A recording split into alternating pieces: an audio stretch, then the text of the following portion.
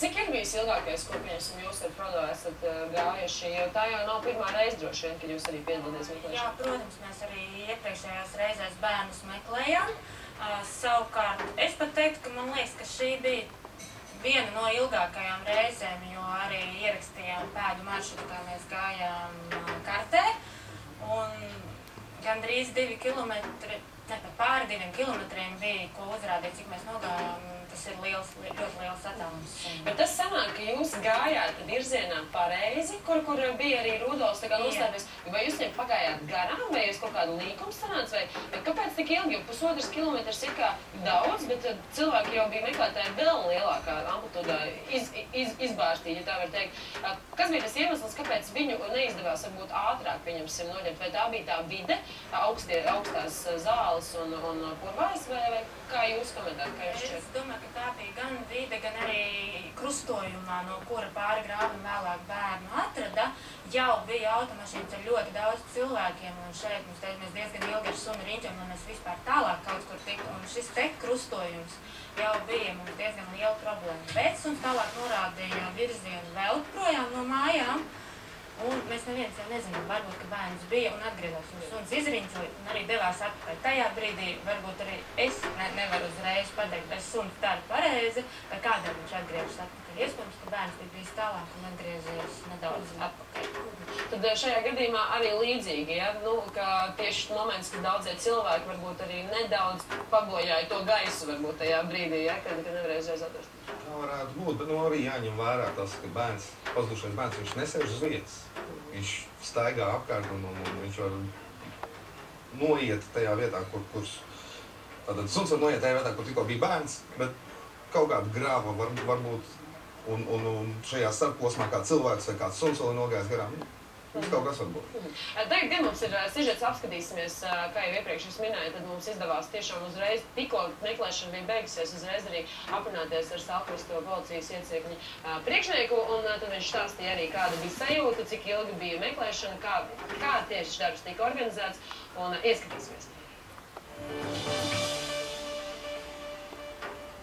Izstāstiet, kā gāja vispār visu meklēšana, kurā brīdī pieslēdzās Salkrastu iecirkņa policisti un vispār kāda bija šodien tā atmosfēra, jo es dzirdēju, ka vairāk tūkstoši cilvēku bija izvien.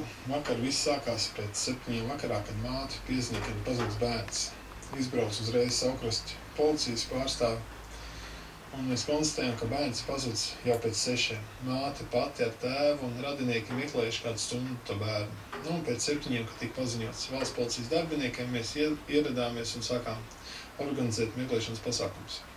Un vai kopš tiem 7 līdz šīs dienas, var teikt, cik tagad pulkstens ir 3, visu laiku nemitīgi arī bez apstājas ir notikuši šī meklēšana? Jā, es biju pats uz vietas kaut kur pēc 8 vakarā līdz pasākumu beigām nepārtraukt vadīju pasākumus, meklēšanas pasākumus organizēju, lai notiktu personas bērnu atrašana. Kurā brīdī pieslēdzās pārējie? Pieslēdzās arī armija kaut kādā brīdī, tad arī bezvēsts.lv un vispār brīvprātīgie? Jā, bezvēsts LV jau vakarā pieslēdzās pēc sociālā tīkla aicinājumu. Armijas pārstāvi arī vakarā jau daļa helikopters pieslēdzās šodien. Jāsaka lielu paldies Nacionālā aizsardzības akadēmijai, vairāk nekā 70 cilvēki bija Ādažos, no Kadagas puses armijas pārstāvi bija liela cilvēks pēc militārā policija bija. Piedalījās arī meklēšanas pasākumos Salkrastu pašvaldības policija, Garkalnes pašvaldības policija, tā kā ļoti daudz un dažādi dienesti piedalījās.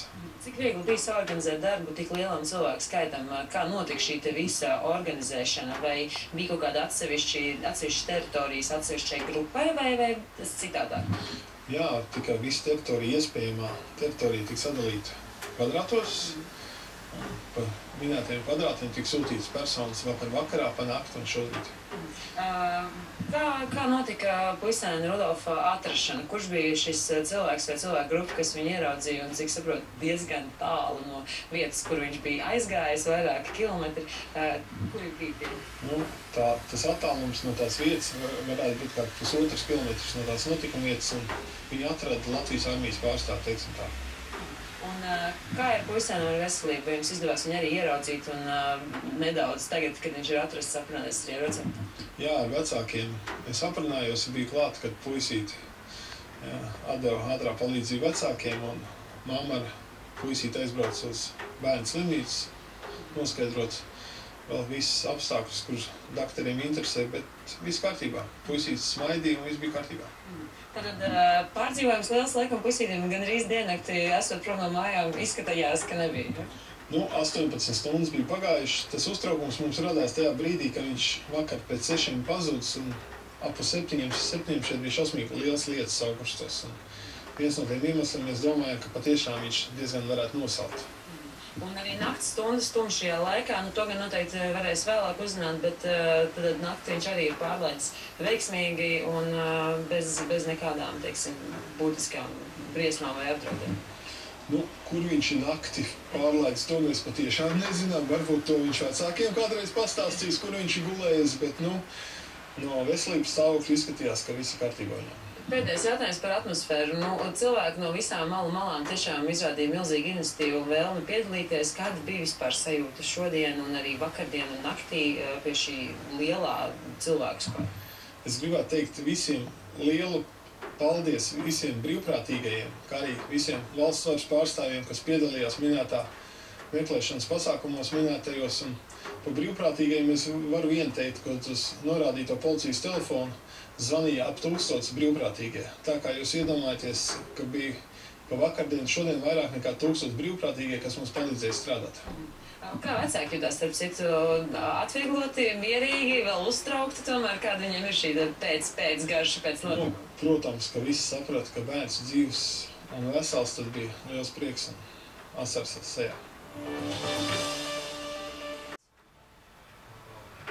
Tiešām šie 3 gadījumi bija meži, jā. Protams, ka bērns var arī pazust pilsētā. Tad, protams, nedaudz atšķirās tā meklēšana. Man vēl nav pieredzējis piedalīties, teiksim, meklēt bērnu vai cilvēku pilsētas vidē. Tamdēļ man būs grūti kaut ko šajā komentēt. Nedaudz, varbūt es varēšu papildināt par pilsētu vidi. Ir bijis arī gadījums ar bērnu, kad mums piezvanīja un lūdza arī pilsētu vidē sunim ir iespējams strādāt, jo smarža arī uz asfalta ir jūtama un arī uz dažādām citām vietām.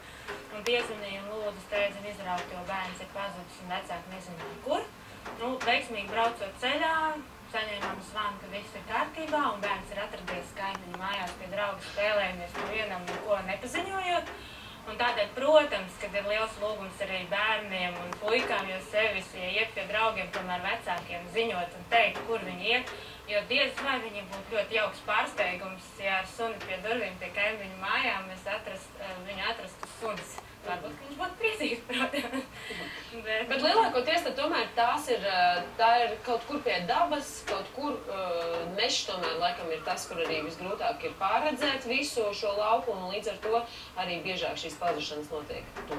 Tā varētu to skaidrot. Tāds īstas pazušanas, jo, ja viņš ir pie draugiem, tur ir vairāk jautājums, ka nav paziņots vecākiem. Protams, ka pirmais, kas ir vecākiem, ir jāapsvana visi paziņas un draugi, jo pilsētu vidē šis ir visbiežākais gadījums, kad ir kādās kaimiņu mājās tomēr bērns. Jā, šis varbūt ir vairāk attiecināms uz bērniem tomēr. Jā.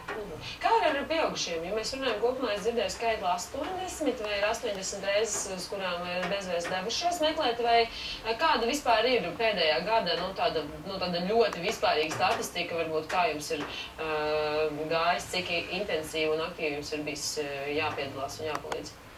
Tad mēs laikam arī sadalīsim lomas, es varu pastāstīt. Vidēji gadā, vismaz pēc policijas datiem, pazūd no 800 līdz 1000 cilvēkiem, puse no kuriem ir bērni. Bērni un, teiksim, ne tikai tie mazie, bet arī vecāki bērni. Cilvēks nav ziņojis policijā un nav pārliecības par to, ka tiešām ir pazudis. Jā, es kādreiz gribēju vaicāt, vai ir cilvēki, kas arī mēģina citreiz pirms zvana policijai uzzvanīt bezvēs, jo varbūt domā, ka varbūt tik nopietni nav, varbūt nevajag uzreiz drošības institūcijas. Bet mēs turpināsim sarunu, un mums šobrīd jau ir telefons zvans.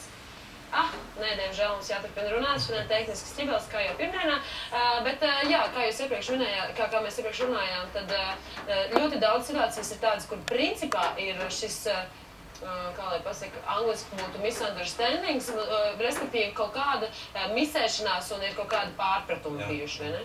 Protams, cilvēkiem patīk celt paniku. Tamdēļ mūsu mājaslapā bezvēsts.lv ir norādīts, kas ir jādara, ja mēs domājam, ka ir kāds pazudis.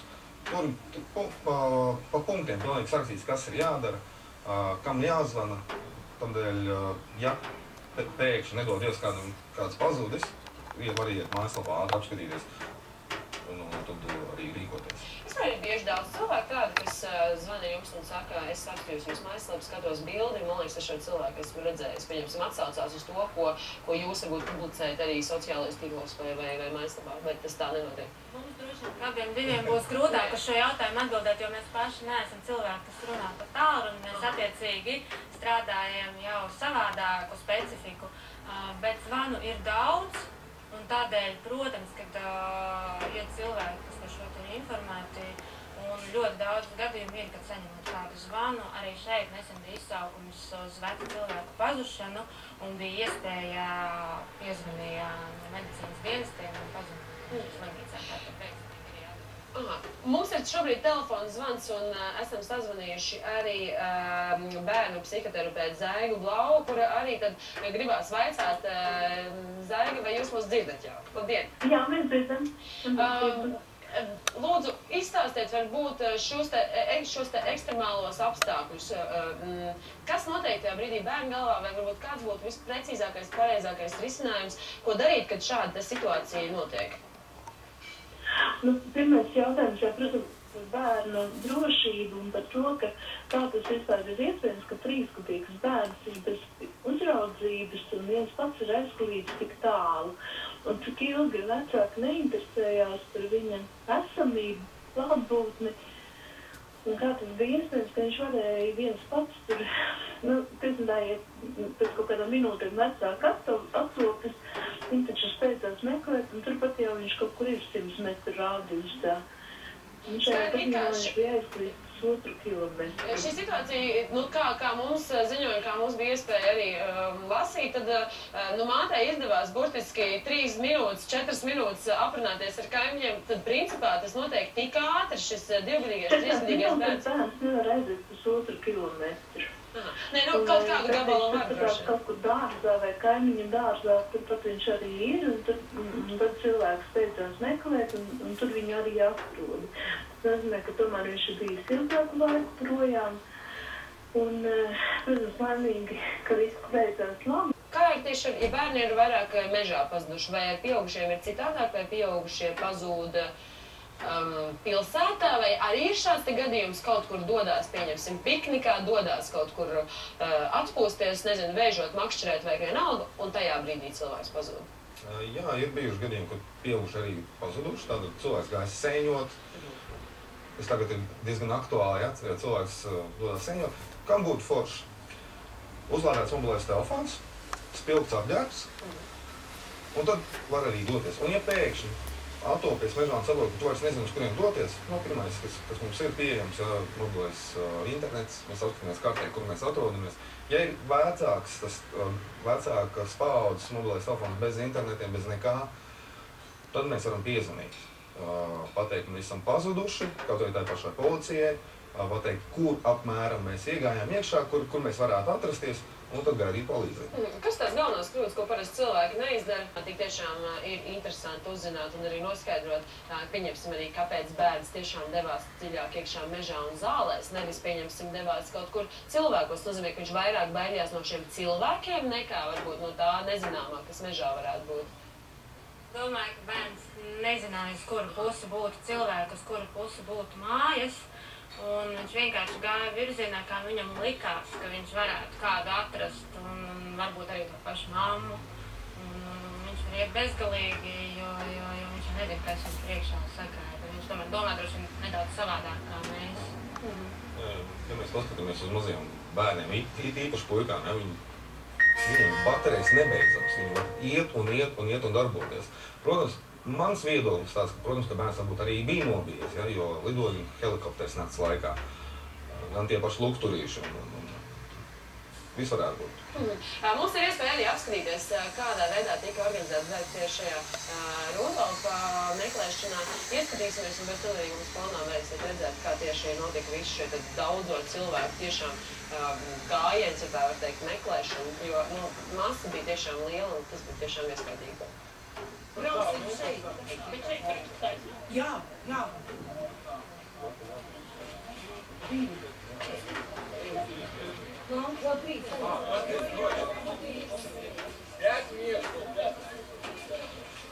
Rekurīrā brīvās vietas pie šoferiem neiestūdzu klāt, kas vēlas braukt ar mašīnu.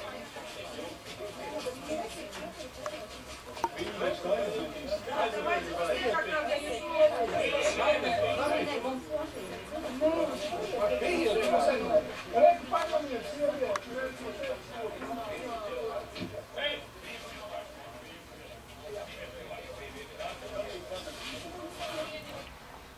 Lūk, nu šeit bija iespēja arī redzēt apslaicnieku video, kā tas tieši notika pirms šīs darbības. Kas bija tās rokas paceltās? Varbūt jūs varat izstāstīt, stāvēja daudz cilvēku, un tad cēla rokas. Tur varēja pieteikties uz kaut kādām konkrētām vietām, kur tieši doties vēlēt? Šis jau ir rīts, un, ja es pareizi atrodos un zinu, tad šeit ir jautājums, kurš ir gatavs vēlreiz iet un meklēt. Jo tomēr bija cilvēki, kas bija no paša vakara līdz pašam rītam. Viņi vienkārši varoja. Jo spēks tiešām ļoti ātri izsīks tajos brikšņos. Un šeit notika tieši tas jautājums, kurš ir gatavs vēlreiz iet. Un man likās interesanti arī, ka daļa no viņiem, protams, devās mājās gulēt, un daļa devās uz darbu arī uzreiz pēc meklēšanas. Tādu bija daudz, kuri tiešām uzreiz pēc tam duša un tālāk darbs. Gan jau, ka bija daudz. Es domāju, ka mēs paši arī neesam izņēmums, un, protams, ja ir atvainājums, man bija paveicies, man tiešām bija atvainājums, un man nevajadzētu piekdienā doties uz darbu, bet no iepriekšējās meklēšanas tieši tā arī bija, duša un darbs.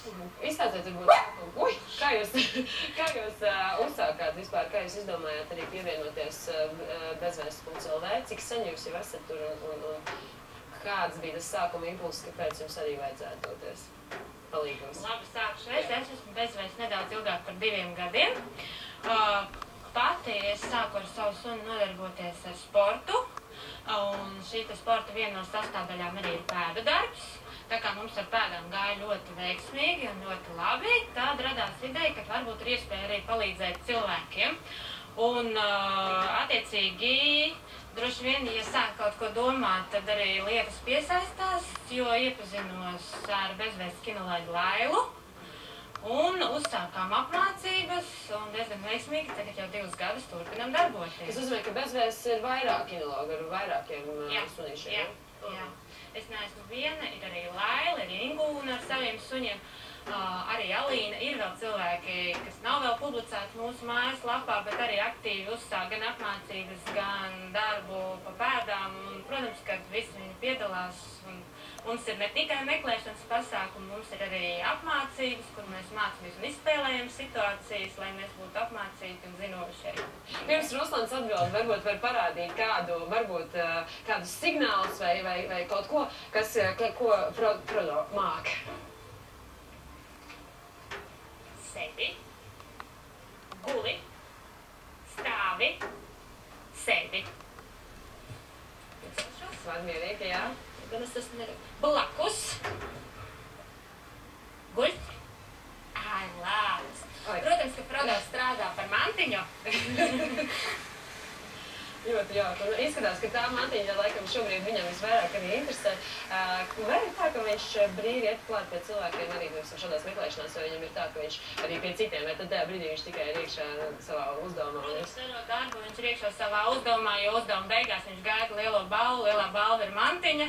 Protams, kad ir jauki, ja galā ir arī atradums un arī saimniecei ir pozitīvas emocijas, bet suns jau nesaprot, vai mēs atrodam vai nē, tādēļ vienmēr beidzot darbu mēs spēlējamies.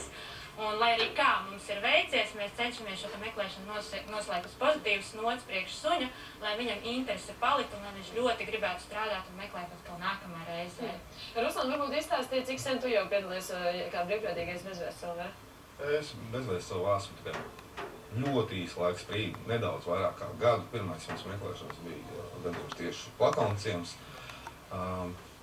Tāpēc ir vēlme kaut ko dot atpakaļ. Tīpaši šādos gadījumos, kad pasūta bērni, tad pilnīgi pušu rauj un jābrauc, gribās kaut ko darīt. Tādēļ arī šeit pievienojas bezvēsts. Un kā ir varbūt ar pārējiem, kas ir, varētu teikt, domu biedri vai tādi kompanjoni šajā te visā pasākumā, vai līdz ar to viņiem ir tieši tādas pašas spēles kā jums un tieši tāds pats impulss? Vai to droši vien nevarēsiet atbildēt viņu vietā, bet tā, kā jūs redzat aptuveni, tomēr šī aktivitāte ir diezgan liela, cilvēki tiešām diezgan aktīvi iesaistās. Vai pēc šādām lielajām meklēšanām tie, kas nav bijuši bezvēsts LV, nepievienojās arī varbūt jūsu grupai? Jā, pēc Hugo atrašanas uz mūsu nākamo treniņu atbrauca vēl papildus jauni cilvēki, kas bija gatavi iet un gatavi mācīties, piedalīties arī šajos meklēšanas pasākumos. Un es domāju, ka viennozīmīgi ik pēc katra šāda grandioza liela meklēšanas pasākuma cilvēki varbūt pamostās kaut kas viņos, vai varbūt viņi saprot to, ka viņi gatavi arī kaut ko dot un viņiem sanāk. Un tādēļ viņi arī pievienojās, jā. Ļoti interesants šķiet tiešām šis fakts, ka tik mazs cilvēciņš, tik mazs bērniņš var savilkt kopā tik lielu cilvēku skaitu. Cik bieži jums notiek treniņi un kādā veidā jūs trenēties, pieņemsim? Ja arī kādam no mūsu skatītājiem ir radusies interesi pievienoties, tad varbūt jūs varat izstāstīt nedaudz par to, cik regulāri jums arī ir, teiksim, jāatjauno savas zināšanas vai kādā veidā mums par treniņu notiek? Treniņi notiek vienreiz mēnesī, vidēji, dažkārt retāk, kas notiek treniņos. Tas pats principā, tikai, protams, īsākā laika sprīdī mēs arī sagatavojamies. Tiek izdomāts kaut kāds scenārijs. Vispirms tiek palaisti pa priekšu suņi, kinologi. Viņi dodās meklēt. Kā viņiem tur sokās, nezinu, bet pēc kādu laika sprīža kinologi atgriežās ar rezultātu. Bet es nezinu. Bet tad tiek sagatavot šī cilvēka ķēde. Cilvēks mācīt ķēdē, kā pareizi turēt viņu, kur jāskatās. Dažkārt mums šie cilvēki, kurus mēs meklējam, uzrāpjas kokos, tātad mēs skatāmies ne tikai lejā, bet arī augšā. Tāda situācija arī ir bijusi? Mēs būtu arī, ka mēs skatāmies zem zemes un pagrabos. Mums ir arī bijusi iespēja nedaudz trenēties arī pamestā ēkā, lai mēs saprastu arī šādu situāciju. Un, protams, ka jā, cilvēks tiek noslēpts, tiek sagatavots uzdevums, un mums ir jāprot orientēties, jāprot nodot informācija, jo ļoti bieži grupu sadala un ir kāds, kas uzklausa par rāciju, kāds, kas ziņoja arī parunāt par rāciju. Īstenībā ir jāprot, tas liekas ļoti vienkārši, bet tad, kad tev iedod rokās rāciju, tad tu uz viņu skaties un brīžiem nesaproti, ko darīt, un jāprot uzgriezt kanālus, lai visi tevi dzirdētu un paziņotu. Papildus šādās apmācībās ik pa laikam mums ir bijusi orientēšanās, mums ir bijusi pirmā palīdzības sniegšana. Tādas situācijas, kas mums varētu būt un kā rīkoties, arī atrodot, ja cilvēks ir cietis. Dažādās būtas. Kā ir ar pašu reaģēšanu arī tajā brīdī, kad jums zvana? Vai tas notiek momentāli, operatīvi, jūs visi kopā braucat vai brauc tad, kad katrs var?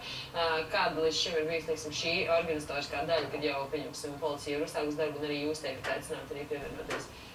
Vai tas ir tā, pieņemsim, jūs teicāt arī, jūs esat bijuši treniņā, pēc treniņa uzreiz pat taisnos, kad galvu pa kaklu skrienam uz turien, tad principā tā reaģēšana arī notiek bezvēsts LV, tieši, pieņemsim, dalībniekiem? Nu, teiksim tā, ja ir mazs bērns, tad, protams, ka reaģēšana notiek nekavējoties.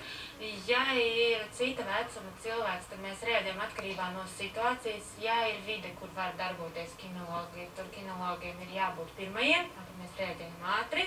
Ja ir vide, kur kinologi nevarēs piedalīties, tad savukārt tiek norunāts laiks, kurā tiekas, jo tomēr mēs visi gandrīz esam cilvēki, kas strādā citos darbos, un bezvēsts ir mūsu brīvā laika, varētu teikt, iespēja palīdzēt cilvēkiem.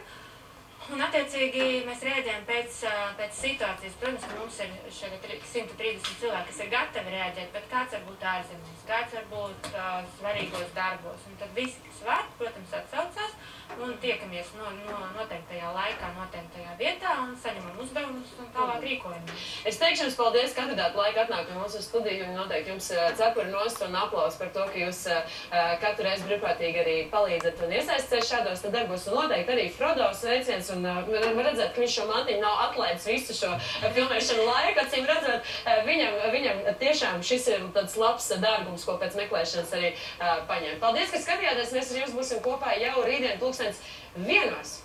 Ja? Visu labu!